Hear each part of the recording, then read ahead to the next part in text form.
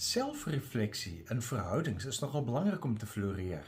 En dis juist vandag se tema. Het jy al opgemerk hoeveel mense sit of staan met 'n selfoon en is daarmee besig?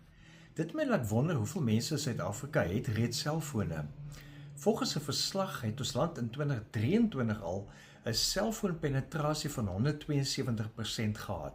Nou, selfoonpenetrasie word soms gemeet as die aantal aktiewe selfoonkonneksies in verhouding tot die bevolking. Dit sluit mense met meer as een SIM-kaart in. Dit beteken daar's meer aktiewe selfoonkonneksies as wat daar mense in die land is. As mense se aandag en gesprekke so deur selfoonskerms plaasvind, raak dit maklik om deur verhoudings te beweeg sonder om werklik te sien of te hoor. En met die bombardement van valse inligting sukkel dit om die regte wysheid te bekom of by werklike mense dit te hoor en dit te integreer in jou lewe. Ons word herinner in Jakobus 3 vers 17. Maar die wysheid wat van bo kom is alleeers sonder bybedoelings. En verder is dit vredelievend, inskikkelik, bedagsaam, vol medelee en goeie vrugte, onpartydig, opreg. Jou selfrefleksie kan ons help om wysheid te bekom deur eenvoudig te kyk hoe ons daaglikse interaksies is.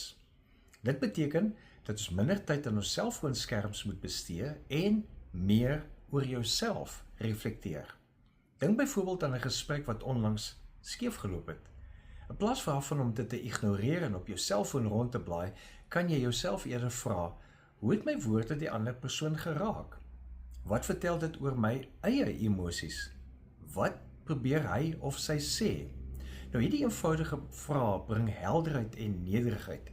Soos Fredrickson aantoon in navorsing, skep positiewe, reflektiewe denke 'n opwaartse spiraal wat verhoudings versterk en emosionele welstand bevorder. Nou, selfrefleksie verander spanning in begrip en begrip in konneksie. En daarom is dit so nodig dat ons selfrefleksie in verhoudings bly doen. Leef geïnspireerd.